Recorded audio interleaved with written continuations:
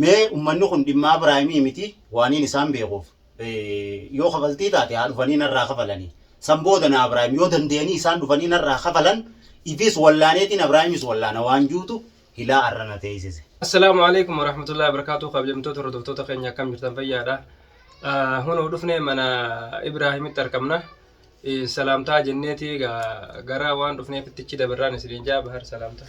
Assalamu alaikum warahmatullahi wabarakatuh. Hordoftoota fi kabajamtoota keenya akkam nagaa fayyaa jirtanii salaamtaa Ummu Bilaal. Assalamu alaikum warahmatullahi wabarakatuh. Ashama alkafoone hordoftoota keenya jirra jirtu isiniin jecha akkuma kaleessa waa'ee isinii galletti kunoo gaarra manguddoo jaalalaa manguddoo haraaraa maashaallah tabaarakallah akkuma kalee waa'ee isinii galee ni walittiin haraarsaa ni dhaqaa isiniin jihee dubbatee ture irratti qobboo diratti har'a akkasumatti obboleessa isaa qabatee dhufee jira mana qobbootti argamanii kunoo haasawa dubbadhu bayaan. Kabajamtoota hordoftoota keenya isinirraa turuu keenyaafillee isinirraa gartee dhibaa'uu kiyyaafillee dhiifama naa godhaadha. Egaa akkuma beektan jiruun biyya ormaatun yeroo hunda hojiidhaa torbaanitti egaa boqonnaan haa jiru. Sanumaaf yeroo dhabnee isinirraa dhibooyne haa gartee wallaansa mucaatis jaraas waliif fuduudhaaf haraaraaf haa isinirraa dhibaa'e sanuma hundaafuu dhibaa'uu kiyyaaf na of kolchaa isiniin jecha hunoo gaamee bahaaris na bira jira. Khara isaatiin isin dabarsa. Akkasii daawwattoota keenya haa galatoomanii isaanillee dubbatanii jiranii waan kanarratti bayaan irratti illee ilaalinaadha. Bayaanaa galatoomu hanga dandeetti hojii isaa cinaan dhugaa namni biyya namaa jiru hojuum qaba. Hojuum isaa naannoo isaa guyyaa iriftii fudhatee nama hedduu laaluun dubbiin teenya tunis dheerattee kaanii fi kaan hedduu bakka dhibba dheeyite. Saniif isatti illee ba'aa taatee ammoo sanumaa'u isarratti achi ilaalinaadha. Rakkoo haa qabu ana. Rakkoo akkamii qaba yoo jettan bahar. Dhufee Ibraahim laaluu dhabuu irratti dogoggorri xiyyaa maaltu na dogoggorsiise namni eega takka harka nama geeffatetti nama ergatee boo'a baluun miidhee narraa fixaa jechuunis waan jiraati. Suni beekumsa akkaan nama ergee Ibraahim harkasaa kan miidhame wallaan sasaa akkaan hin goone yookaan kan akkaan manguddootti ergee dubbii tana hin finne waa bayaannuu hedduu seenuu dhabuuf manguddummaa namni na dhufu dhabameetii miti na gaafachaa jirani. Dhugaa rabbii dubbachuuf Ibraahim dhawame akka dhawamettu naafi Ibraahim hijaan nu hedduun jirtu ammeenyi biraa nu hedduun jiru lolli keenya lola diinummaatii miti obboleeyyan lamaanuu kan lolee wal dhawa garuu wanni rakkoo ta'e maali? Akkuma anan isaa harkatti geeffadheen warri duraan hara goru wallaale hakaan maal jaartiin na jalaa badee maal na jalaa fudhatan warri hundi Ibraahim bira dhufanii nuutu sirraa kafalaa. Warra Ibraahim mana dhufee je'anii eega fatiyaan dhufte booda itti dubbii fakkeessee Ibraahim illee irraa naa kafalan jechaa ture. Ani san eeggachuufin hilaa arra ture. Mee uummanni kun dhimma Ibraahimii miti waan isaan beekuuf. Yoo kafaltii taate haa dhufanii narraa kafalanii. San booda na Ibraahim yoo dandeenii isaan dhufanii narraa kafalan ifis wallaaneetiin Ibraahimis wallaana waan juutu hilaa arrana teessise. Amma hoo maaltu si fidee jechuun keessaniin oolamu. Waan narraa kafalaa dhabeetiin lakkii jedhattiin tun akkuma dubbiin naggaltu namni harka nama geeffatee dubbii san fixuu hin beekne gowwaadha. Maquma gowwummaa san naa kennuudhaaf akkana babattisu jiranii wanni jiru na dhagahamtee naafi obboleessa kiyya iddoo waraarri kan dhufni qofa godhuudhaafi malee narraa kafaluun isaanii waan jiraatii miti jechuu eegaan eeggadhee dhabeen akkasit dhufe. Sanuma mallee maaltu na fiti dhugaa dubbachuuf iftuun Ibraahimiif haadha ilmaan isaati haadha mana isaati akka isaan jaansanitti haqarra dhaabbattee dubbatte malee deeggarsa kiyya qabaatteetii miti. Abbaa mana isii cubbuu waan inni jalqaba dalageef isaa hojii cubbuu irratti hin dhaabbadhu waan juuf haqa qabattee isaa dogoggoree inni itti dogoggorerra baara harkatti geeffate jettee mana kana keessa teessee lolu jirti. Kana bira dabri warra immoo haqa isiin dubbatteef akka keenyaa ammaa cubbuun dubbatiniif warra isiirra dhaadachuu jiru jira. Badawa tuni jaartii maal taatee miti yoo nan sirratti hin fuusifne jee warra dhaadatu jiru jira. kuni cubbuudha moo haqa kana waan jettan isiniitu beekaa ani murtee isiniif hin dhiisa jecha isiin ja'amu jiru saniitu nafiti dhugaa rabbii dubbachuuf jalqabaas irraa kafalaadha bahar nama magaalaa keessa isinii hojii jiru waan biraa fixee duuballee deemaadha dhawaan agarsiisaa jetteen hin agarree nama dhufee na dha'u mana kiyyanii beekan aadachuu fi miti hogguun akkana jiru anumaa fi Abrahaam idduu nagayni kan dhufne godhuudhaaf waan san hunda akka isaan godhu jiran niitu naa galee anilleen hubadhe ammoo iftuun ganamarraa kaatee baar jaarsa kiyya dheettee cubbuun masakkarree ifiif jaartii isaa arrabsee isa bira kutee kutaa namaa tuqee jaarsa kiyyaatu dogoggora qaba osoo sijjeesee illee haqarratti sijjeesee ati haqa malee duute jechaanii turte wanni kun dhugamoo dhugaa miti isinuu komentii barreessaa jirtanii saniitu jechuun intalti tunillee naa jecha bultiisii keessatti tuqamuu jirti wanni jiru na dhagayamee anilleen bayaanii wajjin akkaan dhufu hayyamamaa na godhee dhufee kanarratti iftuun haadha haqaati akkuma isin jechuu jirtanii dubartii cimtuudha haa galatoomtu tanuma keessatti ani guyyaan Abrahaamitti mana kanatti dhufee harkatti geeffadhe akkanatti miti kaniin dhufe hoottuu mana kiyya taayitiin si eeggadhaa dhiiroo taate naan jeetiin dhufe dhufnaan illee akkaan dhufee mana kana seeneen achi kuteetiin laale odoo isiin guyyaa san mana kana keessa jiraatte ani Abrahaamiin baga na yaammattee si dhufee garuu si garsiise hayyee akkanumattiin sirraa gaddeebi'aa jeetiin kutaa malee harka Abrahaamitti laadha isii fi ijoolleelleen akkan jirre akka carraa ta'ee mana kana keessa hin jiran achi kutee laalee isaan dhamnaaniin isatti harka geeffadhe takkasiiti odoo isiin guyyaa san mana kana keessa jiraatte harkummaan sunuun dhufu dubbii tana keessa jirtuutu gaa isaaniifillee carraa kannuuna dhorkee haasoo danuu kana naasoo isiise kanarratti bayaanii fi iftullee galatoonfachuun fadha bultii isiillee sababa kiyyatti rabbiin diigini ammallee bultiin isii ta diigamtuu miti diiguun danda'an bultiin isii ta isaan jaaranii miti sirra fuusifnaa maarree hongoon heettu tun hin jaarre akkumaan tiyyarratti isiniin jee bultii haqaan jaaramte Abrahaamii fi awwal dhabne bultiin siin baddu haqa jiru dubbatte bultiin siin baddu dhugaadha nu kana hunda tokko beeyti irraa kafaladhaa dhaqaadhaa yoo irraa kafaluu dandeessan jechuun isiidha haqarra dhaabbatteeti malee ani isaanirra dhiirummaa qabaaddeetii miti haqarratti immoo abbaan fedhe sodaatu ana qamalee namatti hin deemu akkasii ammoo Abrahaamillee kunoo dhufnee mana harkachuu hin dandeenye namicha arabaa tokko haa shukkuumu jiru bira kukkutee jaanii achumaan fatiyaalleen ogeessa biraa fuutee dhuftee harka isaa deebisuudhaaf akka bira deemtu naa himtee turte dhuftee fi dhufuusii hin beeyne dubbii gaa arraattaa akka dubbii tanarraa dubbachuun saniifin akkana dubbii dheeradde waan naan bisee fi kanaas ibsadhe kara keessaniin dabarsa. Ayyee akkasii atis galatoomi. Beeyta waanuma harkasi baasisuun daa'u rabbi sirraa qabu. Amiin. Harkaas baasutti isatis hin jirjirini. Amiin. Asumaanuu waan hin jechuuf beeyta guyyaa san akka as yeroo gabaabduu waliin dhufnutti adda baane. Jidduudhaan illee gaa waan san dura dubbatamee jira sun hundi waan akka godhamtetti hin beeka gaa iftulleen haa galatoomtu garuu immoo halee dhufteetii waan takka nu yaadachiiftee amma sababa siiti yeroodhaan osoo baallamatti hin qabin hojiitti jiru dhaabnee gamana dhufnee jechuudha. Akkasii iftulleen haa galatoomtu as keessa waan guddaa hojjette namummaadha hojjette akka dhiira gariin taane akka abbaa manaa isiitillee hin taane waa hundaanuu caaltee argamte. Dhugaa namni hoggaa waan ta'e wal caaluun tokkorra wayyaa ta'uun dirqama. Dubbii tana daftee dhaamsoo keessatti gahee olaanaa haa taphatte hangama isiitiin hin jaa'ibtu waan jettee jiraatte. Haa kunoo akkuma bayaan jeetti dubbii tanaanumaa fi bayaaniitu kanatti jala deemnee gizeen foonuuf gizeen kanninuuf namni dubbii tanarraa ilaa bakka lubbuun namaa baatutti deemaa jira. Namuu qabuma taa'ee tokkotti nama baafatee nama miidhaa jira ilmi namaa.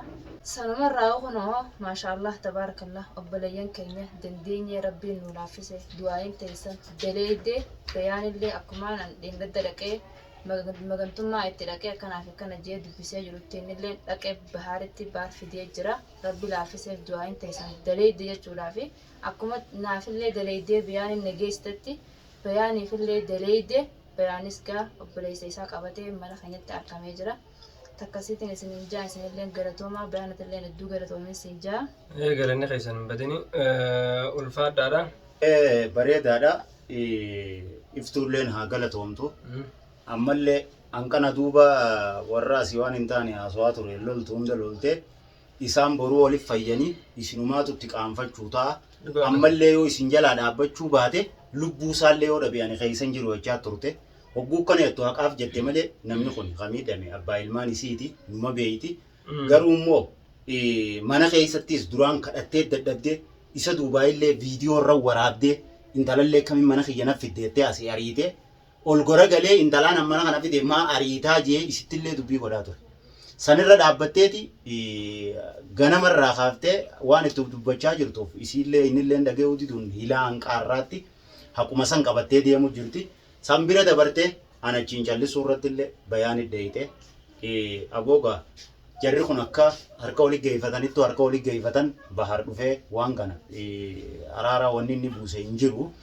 Dubbiin tun dhumuu qabdi waan jiruun bayaan iddeeyite komii kaaftee bayaanilleen dirqama aboo akkana naan jechuun anilleen fudhadhee dhufe haa galatoomtu. Kanarratti wanni isiniin jiru waa garii lafatti haasawanii waa garii qilleensarratti daawwattoota keenya fayyaa akka dhufte isin garsiisuuf anis asitti argamuudhaaf viidiyoodhaan isiniif dhufne wanni lafatti haasawinu hedduu jira. Dhahicha Ibraahim Dawameef shaffee jira, araaraatu jira, waan inni baase wallaansaatu jira. Akkuma heera keenyatti. Akkuma heeraatti jechuun saniifuu kanaas anaatu hammilata. Miidhaan isaa miidhaatiyya lola lafee diinummaa walitti hin qabnu. Tartiiba inni afaaniin dhabe waan Ibraahim odoo ana tuqee nama Ibraahimitti harka geeffatu miti. Isa daran kana tuqaa jiru ni jira. Ibraahim nan tuqineen waan naan jeen qabu. Jecha tokko tokko achi keessatti haa darbatu malee. Namni inni tuqee haadha mana kiyyaati. Ammoo ana arranfamuu irratti ni nobsa. Haati mana kiyyaa arranfamuu irratti ana abbaa fedheef ni nobsa. Kamma viidiyoo 50 irra waraabu jiru kun guyyaa takkaaf odoo haadha mana kiyyaa tuqee murteessaa argatee ture. Garuu namni inni arrabsu jiru ana arrabni irraan shokomsu inni na arrabseef hiyyummaan tiyyan irrattu inni na arrabseef arrabaan hin qabne waan sana natti hin maxxanu osoo nan lubbuun jiru immoo haati mana kiyyaa arranfamuu irra du'ee dhabamuutu irra naa wayya. Sanirratti Ibraahim harkatti geeffadhe malee gutakkaa miti osoo gudibba na arrabsee annama Ibraahimitti harka geeffatu miti. Dhimmi harkatti na geeffachiise isinis ni beeytan isii bira dabree kutaa isii tuqe. Haa ta'u inni eega miidhame booda immoo wanni sun hundi lafatti haftee waa'ee miidhaa dubbatamti. Anis niin beeka sanirraa waan inni baasees miidhaa isaatis guututti anaatu qaba. Akkasiin isiniin ja'a. Galatoomaadha siif iftuulleen galatoomaa. Atilleen galatoomii agartee nu hayyamtee kaasitti nu argamu atilleen galatoomii. Egaa waan qilleensa irratti haasawanii fi waan lafatti haasawantu jira akkuma ati waan shaffee akka yeroo Oromootti akkuma duraan jaametti sun akkasumatti xumurama. Saniif ifti waan jettu gamatti. Amilleen galatoomaan isiniin jaha. Olola hedduu deemaa jiru kana qabbaneessuudhaaf waltaanee jirra. Tokkummaa karaa tokkummaa deebinee jirra. Inshaallah bismillah. Karaa tokkummaa ammallee deebinaan isiniin jaa fataatu billeen haa galatoomtu. Akkuma dheengadda biraanitti dhaqee waa'ee silaa shaffeetii fi kanarraa Oromoon aadaa qabdii, safuu qabdii, biyya jijjiiranne malee aadaan jijjiiranne jennee dubbannee jirruttillee obboleettiin teenya jaalatamtuu fi qaaliin namaaf fatiyaan dhuftee jirti. Anaaf balleessee yaani ogeessumaan bareedaa laalaa fi jira malee mush lafa dagadheetii miti jettee dhuftee dubbattee laaltee ogeessaa sanillee harka isiitiin qabattee dhuftee wallaantee jirti manatti asumaanillee isinillee galatoomii jaaniini. Inshaallah bismillah karaa tokkummaa deebinee jirra ammallee Ibraahim itti himnee abaarra Ibraahim manan jiru isaan jirree dhufe inni baarduba isaan jirree dhufe Ibraahim illee fuunee inshaallah karaa haraaraa deebi'uudhaaf guutuun keenyaa viidiyoo bakka takkatti qabannee isiniif deebina fatiyaatuubii bayaanii bahaarii Ibraahimii bakka takkatti akka isinirraa jaalatanitti isinii dhufaa jirra inshaallah. Du'aayin teessan dalagaa jirti ammallee wanni caalaan isinirraa barbaannu du'aayidha. Fardiin du'aayidha. Dubbiirra du'aayituutu irra waa hundaa wayin nama fida. Bakka jirtanitti du'aama qofaan nu cinaa dhaabbaddaa du'aayi nu godhaan isin jaha bakkatti walitti dhufnu Allahu a'lam rabbii beeka guutuun keenya walitti dhufnee anaa fi beekan gaarabbi nu gargaaru jidduu fi xufin isin jaha ammallee waadee isin galla akka jidduu kennu. Maal jetta beekan? Akkasuma kabajamtoota hordoftoota keenya akka dur turretti jechuudha. Kabajaan jaalalaan waan hundaanuu akka dur turretti Bahaaris ta'e Ibraahim Fatiyaadha iftuudha hunda keenyaa bakka takkatti taane jechuun fuulduratti yeroo gabaabaa keessatti jechuudha. Bakka takkatti deebinee araaraaf Ibraahim Fatiyaan dhugaa dhuftee waan barbaachisu gootee fi isa fuunee akkasitti itti geessinee isii bira akkasitti araara dhumaa jechuudha. Obbolummaa akka dursanii deebi'uudhaaf akkasitti yeroo gabaabaa keessatti bakka takkatti argamnee isin garsiifnaa jechuu asumaanuu isin hubachiisuudhaaf waan jettu. Wallahi ani kanarratti isin lamaan galatoonfachuu malee waan hin qabu fixadheen ture garuu dubbiin ajjabduun ani maali ni beekta. Ammallee irra deebi'ee nama eega harkatti geeffatte maaliif nama dheeyitee ilaaluu dhabda waan juurraa homiyyoo kaatu jiraatte tanuma wanni dhufuu na dhorke akkaan fuula dura dubbadde sanii tasanii asii Ummu Bilaal haadha manaa Ibraahimii fi si galatoonfachuu taate malee dubbii biraan qabu obboleessa kiyya akka isin feetanii akka aadaa qabnu heera qabnutti anaatu fayyifata wallaansa isaatis anaatu fixa saniifuu immoo warri miidiyaa gubbaa bakka jechuu jirtan Bahaarii fi Ibraahim waan takka waliin godhan namni dhimma dhuunfannaa qabu dhuftanii na gaafachuu dandeessan dhimma Ibraahim keessaa baha Ibraahim yoon fedheetti deebi'eetiin dhawa yoon fedhee dhufee dheenarraa kafalata dhiira akka xiyyaati naa gadi hin jiru nama akka xiyyaati hanganumaa'u kabajaa fi obbolummaa kaleeta walii qabnuuf callisee mana taa'ee wanna jechuun jira malee sodaatiyyaaf shugutii isinaa ta'uutan san sodaatee narraa kafalatan dhabne yoo humnaan narraa kafalachuu dadhabe biitii mootummaa qabdi seeraan na gaafachuu danda'a innilleen obbolummaa kalee waliin qabnuuf callisee warri immoo duuba deemtanii naarraa sii kafalaa babbarakattanii jechuu jirtan karaan isiniif banaadha dhimma Ibraahim keessaa bahaa afaaniin miidiyaa irratti nama arrabsuu dhiisaa kallattiin gaajaa akkoota bakkaan an jirutti waan feetan godhuu dandeessan ta'a Ibraahim ammoo waa'ee obboleessa kiyyaa akkaan itti fixu anaatu beeka akkasii daawwattoota keenya isinit dheerannee jirra hanga viidiyoo biraatiin walitti deebinutti nagayaan nuuf tura du'aayi nuuf godha akkuma isin iftuun isiniin jette nujinaa dhaabbaddaadha alhamdulillahi rabbil aalamiin dubbiin xiyyaa fi ta'a Ibraahim asirra dhumatti jeetii yaada akka kiyyatti saniifoo hanga araara biraatiin walitti deebinutti araarri kanumaatu isa waan hafe lafa goona oguu Ibraahimis nu dhufee nilleen deemnu teenyee eegganna akkasiin isiniin jaa yaada yoo qabaattan kan nadhaa yookaan kaan ni goolamna. Ni goolamna dhuga wooma dubbii taatee rabbi isinirra haa qabu jarrimmaati dubbattu kanaas isaanis akka araaraman asumaanoo abdiin qaba. Ani isaaniifillee ammeenyaan qabu. Dhuga namni obboleeyyan akkuma Ibraahim naa obboleessaatti isaanis naa obboleeyyan. Namni dur jirtii wal dhabaa walimatti araaramaa sigaa hoggaa yeroon isaa dhuga ilma namaa ta'e. Akkasumatti walitti illee araaramni waan jiru warreen silaa kophaa buqqahee gurubbii biraa ta'ee isa homachaa jiru arrabsaa jiru Ibraahimiinis akkamitti akkanaa irraan kofalannee araaramte jechaa jiru hedduu jira hordoftoonni ni beeka. Akkasiitis nutis dandeenyaan qaamaanis itti dheeyina sunis wallaala isaaniiti sunis wallaala isaaniiti wallaalummaa ifaa beeksisu saniifillee uummata saniifillee du'aayii godhaa ifti gollee du'aayiin teessan deebisuu dandeessi akka karaa haraaraa bayyanatanii farkanii deebi'an du'aayiin teessan godhuun mala du'aama kadhadhaafin isin jee bakka jirtaniif akkasiillee du'aamaa godhaniif sun wallaalummaa isaaniiti rabbi ifaa beeksisu jennaan nuti illee asumaanii erga daawwattoota keenya isin irrattillee haasoo dheereessine akkuma baharuu jeegaa haasawni kaan lafa qaba waan lafarratti haasawan gaa qilleensa irratti ol hin baasani sunumaafuu gaasanitti nuti achi dabarraa waggaa mucaan dhufe asuma turree isa hine jechuudha sunumaafuu gaa isinis du'aa ta'e isin bira dhaabbadhaa isin jenna assalaamu alaikum warahmatullaahi wabarakaatuh.